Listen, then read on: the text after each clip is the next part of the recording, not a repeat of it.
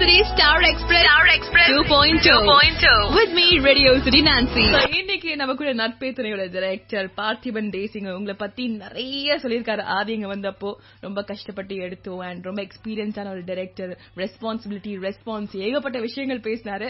So first of all படம் release ஆயிடுச்சு, நல்ல பாசிட்டிவ் ரிவ்யூஸ், எல்லாருமே என்ஜாய் பண்றாங்க படத்தை. ஒவ்வொரு சீனும் ஒவ்வொரு ஷாட்டும், கருப்பழனி அப்பன் சாரோட ஷார்ட்ஸ் எல்லாம் வந்து வேற லெவல். சோ எப்படி இருக்கு? கஷ்டத்தை விட சந்தோஷம் அனுபவிக்கிறது மிகப்பெரிய ஒரு பொறுப்பு, அனுபவிக்கிறது ஒரு வேற விதமான ஒரு பாரம் தான். எப்பவும் சொல்ற என்னோட ஸ்லோகன் தான், தாய் தந்தைக்கும் தாய்மொழி தமிழுக்கும் முதல் வணக்கம். ரேடியோ சிட்டி நேயர்களுக்கு என்னுடைய வணக்கத்தை தெரிவிச்சுக்கிறேன். அப்புறம் இந்த படத்தை வந்து இந்த அளவுக்கு கொண்டாடுற ஆதிபிரதரோட ரசிகர்களுக்கும், அப்புறம் சினிமாவை எப்போதும் நேசிச்சு நல்ல புது சினிமா வந்தா வாழ வைக்கிற அத்தனை தமிழ் ரசிகர்களுக்கும் என்னோட நன்றியை தெரிவிச்சுக்கிறேன். ஆக்சுவலி ஹிபாபாதி இங்க இன்டர்வியூக்காக வந்திருக்கும் போது இந்த படம் ஒரு பெரிய படம், நட்பை துணை அப்படிங்கறது ஒரு ரெஸ்பான்சிபிலிட்டி, ஏன்னா மியூசியம் இருக்கு, ரொம்ப ஜாலியா பண்ணிட்டோம் அப்படின்னாரு. சோ நீங்க எப்படி இந்த ப்ராஜெக்ட் குள்ள வந்தீங்க? டக்கரு டீமுக்கு தான் நான் நன்றி சொல்லணும். ஏன்னா அந்த பாட்டு ரிலீஸ் ஆகும்போது தான் எனக்கு ஒரு நம்பிக்கை கிடைச்சிச்சு. இவரு நம்ம ஹீரோவா அப்ளை பண்ணா நல்லா இருக்குமே அப்படின்னு சொல்லிட்டு தான் அப்ரோச் பண்றதுக்காக அவரோட மேனேஜரை தான் போய் பார்த்தேன்.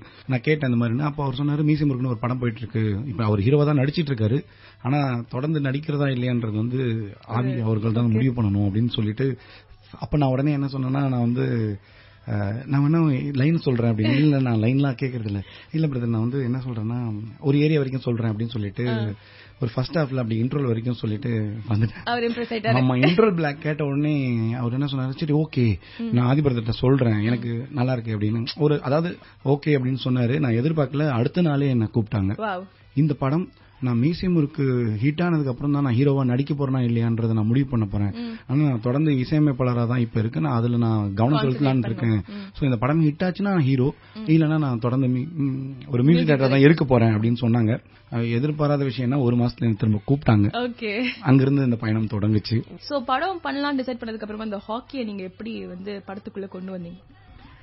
உண்மையை சொல்லணும்னா ஹாக்கி தான் என்ன படத்துக்குள்ள கொண்டு வந்துச்சு. எப்பவுமே ஹாக்கி மேல ஒரு காதல் எல்லாருக்கும் இருக்கும். ஆக்சுவலா நமக்கு வந்து ஹாக்கி விளையாட தெரியாது, ஆனா ஹாக்கி நம்ம ஹாக்கின்னு கேட்டா உடனே இந்தியாவோட தேசிய விளையாட்டு அப்படின்ற மாதிரி தான் எனக்கும் இருந்துச்சு. நான் ஸ்கூல் படிக்கும்போது அதை கத்துக்க வேண்டிய சூழ்நிலை எனக்கு கிடைச்சது. ஆனா படிப்பு கெட்டக்கூடாதுன்னு வழக்கமா அம்மா அப்பா தடுக்கிற மாதிரி தான் அது தடுத்து விளையாட முடியாம போனதுக்கு அப்புறம் என்னோட நண்பன் வந்து இதுல ஜெயிக்கும் பொழுது எனக்கு அது தோணுச்சு, ஓகே ஹாக்கி அவன் அந்த விதத்துல கொண்டு போயிட்டான், நம்ம இதை படத்துக்குள்ள கொண்டு போகணும்னு நினைச்சேன். ஏன்னா ரொம்ப கஷ்டமான கேம், அதனோட விளையாடுறவங்களோட கஷ்டத்தையும் நம்ம நேரடியா ஒவ்வொரு மைதானத்துக்கு போகும்போது பாக்குறோம். அதுதான் இந்த படத்தை என்ன பண்ண வச்சது. சோ அவங்களுக்கான கான்ட்ரிபியூஷன், அவங்களுக்கான சமர்ப்பணம் தான் இந்த படம். வண்டர்ஃபுல். சோ ஹாக்கி என்ன மாதிரியான ஒரு ஸ்போர்ட், அதுல எவ்வளவு கஷ்டங்கள் இருக்கு அப்படிங்கறது சொன்னாரு. பட் உண்மையிலேயே இந்த படம் ஷூட் பண்ணும்போது ஆதி அண்ட் டீம் ரொம்ப ரொம்ப கஷ்டப்பட்டிருக்காங்க. அதாவது இங்க வந்திருக்கும் போதே சொல்லியிருக்காரு. அண்ட் ஹாக்கி அப்படின்னு சொல்லும் போது நீங்க அவ்வளவு கஷ்டங்கள் இருக்கு அப்படின்னு, நீங்க ஆதி வந்திருந்தப்ப கூட வந்து அந்த டர்ஃப் எல்லாம் அவ்வளவு ஹீட் ஆயிடும் அப்படிங்கறதெல்லாம் சொன்னாரு. சோ உங்களுக்கு ஒரு டைரக்டர் பெர்ஸ்பெக்டிவ்ல இருந்து எவ்வளவு கஷ்டமா இருந்துச்சு? நான் நினைப்பேன், என்னப்பா இது வந்து வேற லெவல்ல இருக்கு, அழகா இருக்கு, ஒருவேளை அழகு ஆபத்துன்றது நான் அப்பதான் பார்த்தேன். அதுல இறங்கி ஒரு மதியானம் ஒரு 12-1 மணிக்கெல்லாம் நிக்கும் பொழுது அனல் வந்து அந்த அளவுக்கு வரும். இப்ப நம்ம மேல இருந்து ஒரு சூரியன் தாக்குறத விட 2 சூரியனோட தாக்கம் நமக்கு கிடைக்கும். இதுல ஆடுறாங்கன்னும் போதுதான் அவங்க பார்த்து எனக்கு வந்து ரொம்ப பெருமிதமா இருந்தது. ஒரு பக்கம் ஆடணும், ஒரு பக்கம் ஷூட் பண்ணணும், எக்ஸ்பிரஸ் பண்ணணும், கொஞ்சம் கஷ்டமா இல்ல? நாங்க கூட நிழல்ல நின்னுப்போம். ஆக்சுவலா கேமராவுக்கு ஒரு சேஃப்டி வைப்பாங்க, அந்த ஷேடை நாங்க யூஸ் பண்ணிப்போம். ஆனா அந்த ஷேட்ல நிக்கும் பொழுதே எங்களுக்கு வந்து அனல் இருக்கும். வெயில் தான் அடிக்காத தவிர அனல் இருக்கும். ஆனா அவங்க வெயிலும் தாங்கணும், அனலும் தாங்கணும். எனக்கு தெரிஞ்சு அந்த கிரவுண்டோட ஷூட் முடிக்கும் போது நிறைய பேர் கருப்பாயிட்டாங்க, சில பேர் மயங்கிலாம் விழுந்திருக்காங்க, சில பிளேயர்ஸா நடிக்க வந்தவங்க. ஏன்னா கொஞ்சம் பிரேக் எடுத்து தான் போனோம். சில நேரங்கள்லாம் வந்து ஷூட் டைமையும் வந்து நாங்க கொஞ்சம் ஷிஃப்ட் பண்ணிக்கோம். இந்த மதியானம் 12 மணி to 1 மணி கன்ஃபார்மா பிரேக். சில நேரங்கள்ல வந்து நாங்க வித்தவுட் பிரேக்ல போயிருக்கோம். நான் இந்த இடத்துல போல, அதாவது பிரேக் கொடுத்து தான் போனோம். சோ இவ்வளவு கஷ்டமும் வந்து வீண் போகல. It's become a huge success. எங்க பார்த்தாலும் ஹிபாபாதிக்கு அவ்வளவு பெரிய ஒரு வரவேற்பு, நட்பே துணை அந்த டைட்டிலுக்கே அவ்வளவு பெரிய வரவேற்பு. சோ ஐ திங்க் எதுவுமே வீண் போல. படத்துல ஒரு மிகப்பெரிய பிளஸ்னா, படம் வந்து சேரதுக்கு முன்னாடி மியூசிக் டக்குன்னு வந்து சேர்ந்துரும் மக்கள் மனசுல. சோ மியூசிக் வைஸ் பாத்தீங்கன்னா ஆத்தாடி சாங்கா இருக்கட்டும், கேரளா சாங்கா இருக்கட்டும், வேங்கையம்மாவனா இருக்கட்டும், எல்லா சாங்குமே சூப்பர். சோ இப்படிதான் வேணும்னு நீங்க வந்து ஆதி கிட்ட சொல்லிட்டீங்களா? எப்படி வந்து மியூசிக் உருவாச்சு? தயாரிப்பாளர் வந்து சொன்ன உத்தரவு என்னன்னா, இந்த படத்துல வந்து பாட்டு ரொம்ப முக்கியம். ஏன்னா ஒரு ஹிட் படம் கதையோட இருக்கும். ஒரு சூப்பர் ஹிட் படம் சாங்கோட இருக்கும்னு சொன்னாங்க. சோ பொறுப்பு கொஞ்சம் கொஞ்சமா கூடும்போது அதுக்கான இடத்தை தேடி வைக்கிறதும் கொஞ்சம் கஷ்டம் தான். ஆனா கரெக்டா தேர்ந்தெடுத்தோம். சரியான இடங்கள்ல தான் அந்த பாட்டை வைக்கிறதுக்கு எங்களுக்கு வந்து எங்களோட டீம் டிஸ்கஷன் ரொம்ப ஹெல்ப்ஃபுல்லா இருந்துச்சு. ஓப்பனிங்லேயே அந்த ஃபயரை ஏற்படுத்திச்சு ஆத்தாடி என்ன உடம்பு. அங்க ஆரம்பிச்ச ஃபயர் வந்து படத்தோட எண்ட்ல நீங்க பாக்குற அந்த நட்பே துணை பாடல் வரைக்கும் உங்களால என்ஜாய் பண்ண முடிஞ்சிருக்கும். நடுவில் வந்து நீங்க கண்டிப்பா அந்த கேரளாவுக்கு போய் வந்திருப்பீங்க. அதுக்கான காரணம் என்னன்னா அந்த பாடல் தான். ஓணம் சாங் வந்து எல்லாருமே வந்து ஏதோ கேரளாக்குள்ள போயிட்டு வந்தா வந்து ஓணம் என்ஜாய் பண்ணணும்னு சொல்றாங்கன்னா, சோ பாட்டு வந்து அவங்கள இருந்து பிரிஞ்சு இல்ல, படத்தோட சேர்ந்து இருக்கிறது இது ஒரு பெரிய பலம். இசையமைப்பாளரா ஹீரோவா ரெண்டுமான எங்க தம்பி 200% அவர் கொடுத்துட்டாரு. நாங்க பயன்படுத்திட்டோம். எஸ், மியூசிக் எவ்வளவுக்கு எவ்வளவு என்ஜாய் பண்ணுவோம் அதே மாதிரி இன்டர்வல் பிளாக் நீங்க சொன்ன மாதிரி அண்ட் கருப்பழனியப்பன் சாரோட பெர்ஃபார்மன்ஸ்லாம் வந்து வேற லெவல் தெரிக்க விட்டுருச்சு. சோ படத்துக்கு மியூசிக், ஸ்கிரீன் பிளே இதெல்லாமே சூப்பரா இருந்துச்சுன்னா படத்துல உள்ள கேரக்டர்ஸ் எஸ்பெஷலி வந்து கருப்பழனியப்பன் சார் பகுதிகள்லாம் ரொம்ப நல்லா இருந்துச்சுன்னு சொல்லிட்டு நிறைய பேர் சொல்லியிருந்தாங்க.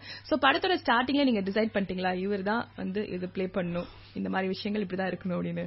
இல்ல, இது வந்து ஒரு டீம் ஒர்க் தான். ஆக்சுவலா வந்து ஸ்கிரிப்ட் வந்து அதுக்கப்புறம் ஒர்க் பண்ணதுக்கு அப்புறம் இந்த கேரக்டர் உருவானது. கேரக்டர் உருவானப்ப தம்பி ஆக்சுவலா வந்து ஸ்ரீகாந்த் தான் வந்து சொன்னாரு, இந்த கேரக்டர் வந்து கருப்பழனியப்பன் சார் பண்ணா நல்லா இருக்கும். ஏன்னா இன்னைக்கு வந்து அவர் வந்து மீடியாவும் நல்ல ரீச்சா இருக்காரு. என்னன்னா நம்ம படத்துல பண்ணிருக்க அந்த கேரக்டருமே அரசியல வந்து அழகா பேச போகுது, அதை பத்தின நாலேஜ் இருக்கவர் பண்ணா நல்லா இருக்கும்னு அந்த ஐடியா கொடுத்தது வந்து ஸ்ரீகாந்த் தான். நானும் ஆதிபிரதர் 2 பேருமே தான் போய் பேசினேன். ஏன்னா எப்படி ரியாக்ட் பண்ணுவாங்க என்ன ஏதுன்னு தெரியாது. ஏன்னா அவரோட பேச்சுக்கள் எல்லாமே பாத்தீங்கன்னா கொஞ்சம் வீரியமாவும் இருக்கும், ஒரு அழகாவும் இருக்கும். அவர் வந்து ஒரு சமூக கருத்தை ரொம்ப பொறுப்பா பேசுவாரு. கிட்ட போனாதான் தெரிஞ்சது அது எரிமலை எல்லாம் பனிமலை தான். ரொம்ப அழகா எங்களை அவரு ஹேண்டில் பண்ணாரு. கதையை பேசி கேட்டு முடிச்ச உடனே ஓகே நல்லா தான் இருக்கு, நான் பண்ணா நல்லா இருக்கும், நீங்க ஃபீல் பண்றீங்க, உங்களுக்கு அதுல சந்தோஷம்னா நான் பண்றேன் அப்படின்னு தான் சொன்னாரு. சொன்னதை விட ரொம்ப அழகா செஞ்சிருக்காரு. உண்மையா சொல்லணும்னா ஒரு அசிஸ்டன்ட் டைரக்டரா ஒரு விஷயத்த வந்து ஒரு இயக்குனர்கிட்ட இருந்து நம்ம கத்துப்போம் இல்லையா, இந்த படத்துல வந்து அவர்கிட்ட வந்து நம்ம ஒரு டைரக்டரா இருந்து அதை கத்துக்கிட்டோம். கருப்பழனியப்பன் சார் மிரட்டிட்டாரு அப்படின்றாங்க, நானும் மிரண்டுதான் பார்த்தோம். இப்ப வந்து நாங்க அந்த சந்தோஷமா என்ஜாய் பண்றோம். இப்ப எங்களுக்கு அந்த தைரியத்தை கொடுத்திருக்காரு. அண்ட் ஆதி கூட நீங்க ரொம்ப க்ளோஸா டிராவல் பண்ணிருக்கீங்க. ஆதி ரேடியோ சிட்டியின் செல்ல பிள்ளை, அடிக்கடி இங்க வருவாரு, காஃபி குடிப்பாரு. சோ அவரை பத்தி இது வரைக்கும் யாருக்கும் தெரியாத ஒரு விஷயம் அப்படின்னா என்ன சொல்லுவீங்க? அவர் ஆக்சுவலா மறைச்சி எதுவுமே வச்சிடல, அதனாலதான் அவர் இங்க வரும்போதே சொல்லிட்டாரு நான் ஒரு திறந்த புத்தகம் அப்படின்னு. அதுதான் அந்த திறந்த புத்தகத்தை நான் நேரடியாக வாசிச்சிருக்கேன். அவருக்கு வந்து என்னன்னா அவருக்கு வந்து நண்பர்களோட இருக்கிறது பிடிக்கும். அவருக்கு எப்பவுமே கூட வந்து நிறைய பேர் இருப்பாங்க.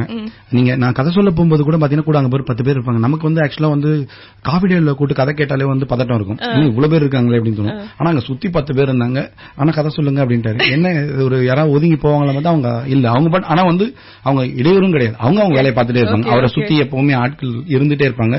எனக்கு தெரிஞ்சு நான் பார்த்த வரைக்கும் அதுதான் அவர் சேர்த்திருக்க சொத்து. இல்ல ஹிப்ஹாப் தமிழா நண்பர்கள் வழங்கும் நட்பே துணை போட்டிருக்காரு. உண்மைதான், அவருக்கு வந்து எப்பயுமே நட்பு சுத்தி இருக்கும். நட்பு எங்களுக்கு துணையா இருந்ததுன்றது இப்ப தமிழ்நாடே எங்க நட்பா காமிச்சிருக்கு. இவ்வளவு பெரிய ரெஸ்பான்சிபிலிட்டி, திருப்பி அதை மேட்ச் பண்ற மாதிரி நட்பே துணை, ஹாக்கி, அவ்வளோ ஹார்ட் ஒர்க், இப்போ ஒரு வெற்றி படம். சோ இவ்வளோ ரெஸ்பான்ஸ்க்கு அப்புறமா திருப்பியும் ரெஸ்பான்சிபிலிட்டி. சோ அடுத்து என்ன ப்ராஜெக்ட் ரெடியா இருக்கு, என்ன பிளான்ஸ் உங்களுக்கு? ஒரு பொறுப்பு கொடுத்தா அதுக்கு மேல ஒரு பொறுப்பு நம்மள வந்து சேரும். இப்ப என்னன்னா இதை விட ஒரு சிறப்பா கொடுத்தாகணும், கண்டிப்பா பண்ணுவேன். ஏன்னா நம்மள நம்பி ஒரு நல்ல கதையை ஜெயிக்க வச்சிருக்காங்கன்னும் போது தொடர்ந்து ஒரு நல்ல கதையை தைரியமா பண்ண முடியுன்ற நம்பிக்கை எனக்கு கிடைச்சிருக்கு.